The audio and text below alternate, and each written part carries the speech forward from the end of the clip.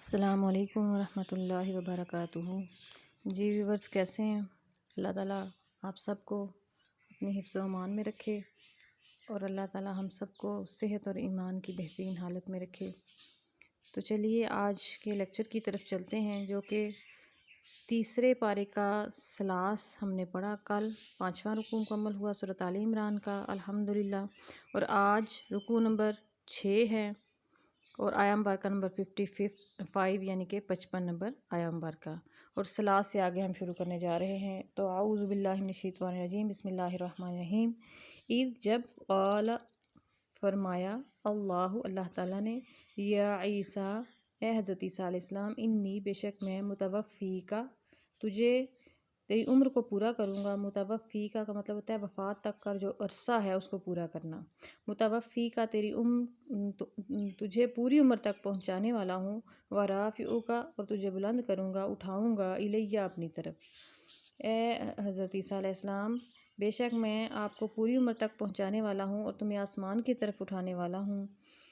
ومطہرکا اور تجھے پاک کروں گا، پاک کرنے والا ہوں، نجات دلانے والا ہوں، من الذین کفروا کافروں سے، وجاعل اور بنانے والا ہوں الذین ان لوگوں کا اتبعوک جنہوں نے پیروی کی تیری، فوق الذین کفروا کافروں کے اوپر، انکار کرنے والے لوگوں کے اوپر، وہ لوگ جو تیری پیروی میں آئے، جنہوں نے مکمل اس دین کو اختیار کیا اور قیامت تک اس دین کے اندر اس طرح ہی رہے کہ نبی آخر الزماں کو بھی مان لیا، ان پر بھی ایمان لیا، یہ بھی اس دین کا حصہ تھا۔ الہ یوم القیامت، قیامت کے دن تک، یعنی قیامت کے دن تک صرف ان کو بنانے والا ہوں، پوری دنیا کے اوپر جاعل بنانے والا ہوں ان لوگوں کو جو پیروی میں آ گئے، کافر لوگوں کو چھوڑ کر قیامت تک ان کو کیا بنانے والا ہوں؟ برتری دینے والا ہوں، ٹھیک ہے، ان کو بلند کرنے والا ہوں، فوق کا اوپر، ٹھیک ہے، ان کو بلند کرنے والا ہوں، امام بنانے والا ہوں، رہنما بنانے والا ہوں۔ ثم الہ یوم القیامت، قیامت کے دن پر، ثم پھر الیہ میری طرف، مرجعکم تم سب کو لوٹ کر آنا ہے، فاحکموا پس میں فیصلہ کروں گا، بینکم تمہارے درمیان، فیما اس میں جو کنتم تم تھے، فیہ اس میں تختلفون اختلاف کرتے۔ تو پتہ چلا کہ حضرت عیسیٰ علیہ السلام سے یہ جو وعدے ہیں کہ ایک تو عمر پوری پہنچائیں گے اللہ تعالیٰ، اب جس عمر میں آپ کو اٹھایا گیا یہ تو نہیں کہ وہی ان کی عمر تھی، ان کو وفات نہیں آئی، موت نہیں آئی ہے، اور ہر انسان کو موت کا ذائقہ چکھنا ہے، ٹھیک ہے، تو اس لیے ان کو اللہ تعالیٰ دوبارہ زمین پر بھی ان کا نزول ہوگا، دوبارہ زمین پر بھیجا جائے گا، اور پھر وہ اسی طرح دعوت و تبلیغ کا کام کریں گے، اور عیسائیوں میں سے جو لوگ ایمان نہیں لائے یعنی کہ اس دین پر، ان کو بھی دین میں اس آخری نبی پر ایمان لانے کا جو ہے حکم دیں گے، اور اسی دین میں سب کو شامل کریں گے، اور پھر ان کے پیروکاروں کے بارے میں یہ وعدہ اللہ تعالیٰ کا پورا ہوگا کہ کافروں سے ان کو برتری ملے گی۔ جاعلو بنائے گا اللہ تعالیٰ فوقا کافروں کے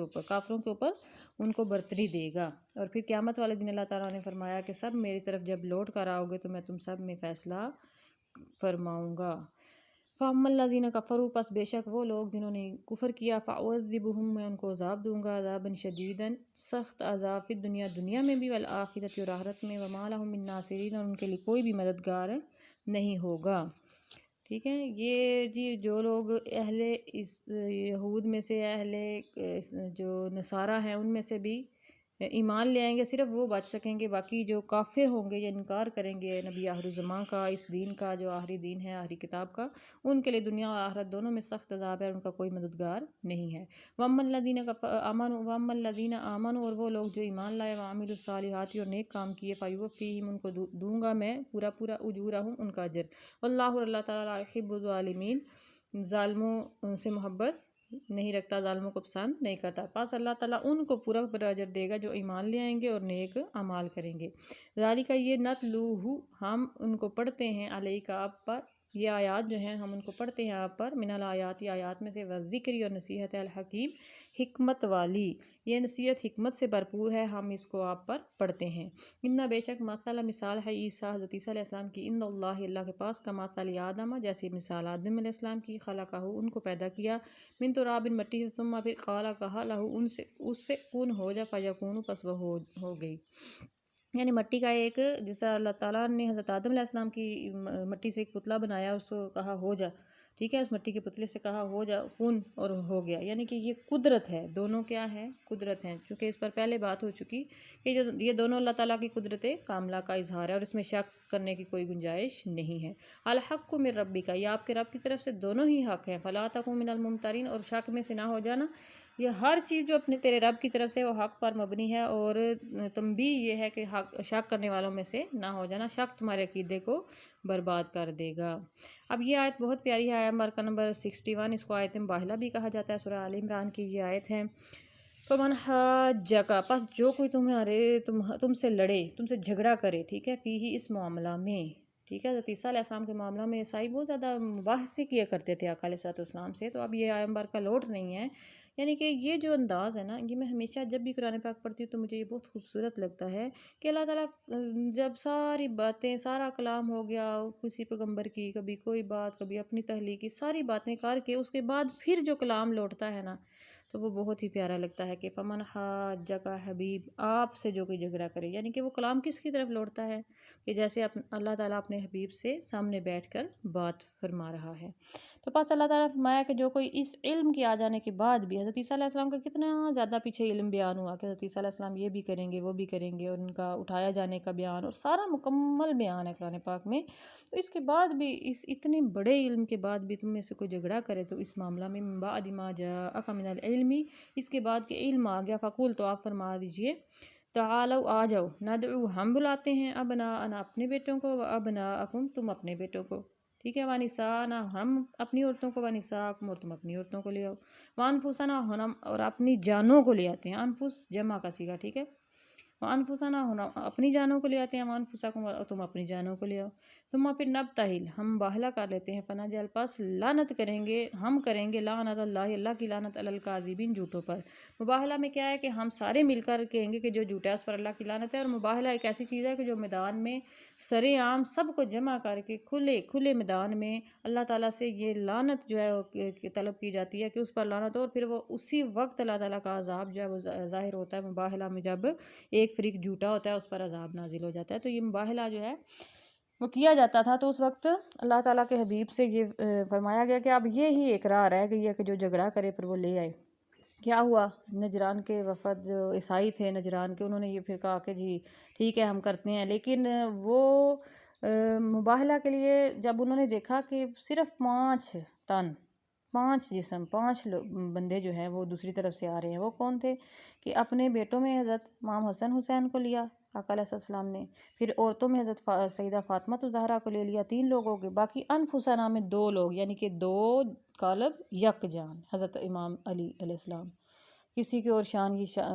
کسی اور کو یہ شان نصیب نہیں ہوئی ہے، صحابہ کی بھی سب کی بڑی بڑی شانیں ہیں، لیکن اہل بیت میں سے، صحابہ میں سے جو شان حضرت علی کو، وہ سمجھ لیں کہ ان کی شان کا کوئی موازنہ ہی نہیں ہے کسی کے ساتھ، تو پھر اللہ تعالیٰ کے حبیب نے انفسانہ میں، یعنی اپنی جان میں خود اپنے آپ کو اور حضرت علی علیہ السلام کو شامل کیا، اور ہمیشہ ان کو مولا بھی کہا کہ جس کا میں مولا اس کا علی مولا، یہ بہت لمبی گفتگو ہو جاتی ہے، لیکن یہاں سے 5 تن پاک کا جو ایک اہل سنت والجماعت کا عقیدہ ہے وہ ثابت ہو جاتا ہے، تو اللہ تعالیٰ ہم سب کو